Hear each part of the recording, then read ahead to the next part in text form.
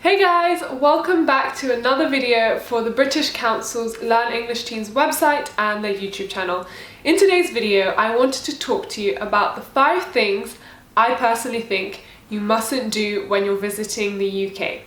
Now, I know there's a lot of information on the internet about things you must do or things you must see, but I think it's equally important to be aware of the things that you shouldn't do whilst you're here, because these can help to keep you safe and help you to have a great time. My first tip is not to look left before you cross the road, and that is because in Britain we actually drive on the left-hand side of the road and not on the right-hand side like practically everyone else in the world does. So that means that traffic comes from your right hand side. So before you cross the road, remember you need to look right, left, and then right again.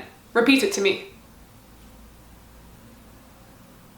You got it, perfect. The second thing you mustn't do is believe the weather forecast in Britain, because the weather is so variable and it changes all the time. Now, my advice to you would be to bring clothes that you can layer. So, have a vest, have a long sleeve top, short sleeve tops, jumpers, a raincoat, because honestly, you can experience all the seasons in Britain within a week of staying here. One day can be very hot and sunny and the next can be the complete opposite, especially if you're visiting London. Take my word on it, I've lived here for 20 years. So layers are definitely key. When it's hot, you can take a few layers off, and also don't forget an umbrella, because you really don't know when it's gonna rain here. You really don't. Tip number 3 is don't stop in the middle of a very busy pavement to take photos. Now, I know that when you're surrounded by really cool architecture or famous monuments, you want to be snapping and taking loads of pictures, but please don't stop in the middle of a very busy street,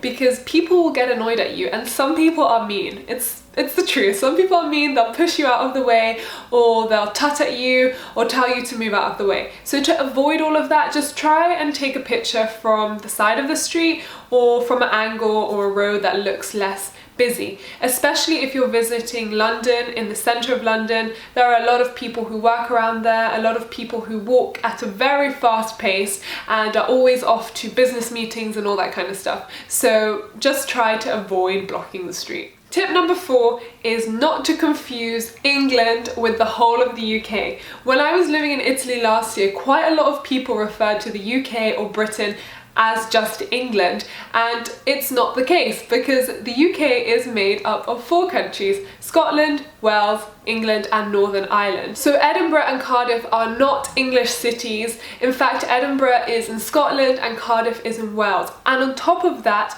just bear in mind that not everyone you're going to meet is going to be English or even Scottish, Welsh or Northern Irish.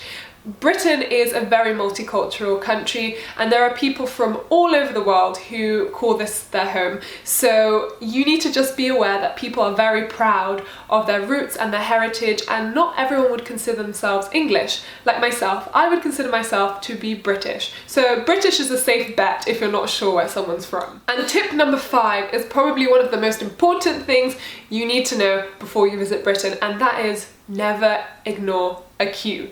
Queuing is one of the most important social values in British culture. People really don't like it when you jump a queue or you ignore one. The only exception to this, I would say, is that if you're in London and you're queuing for a bus during rush hours, then you can skip the queue. But otherwise, if you're at the airport, you're at the cinema, you're at the restaurant, you're queuing outside a museum, you need to make sure that you remain in that queue, because people get very touchy about it, and we are very systematic in Britain. We like neat queues to be formed. So just remember that and you will have no problems. So these are just my 5 tips of things I think you should avoid when visiting Britain. Let me know in the comments below if you are visiting Britain and if these tips have been helpful, and also comment below and let me know the 5 things you mustn't do when visiting your country. I hope you've enjoyed and have a lovely day. I will see you in the next video. Cheerio!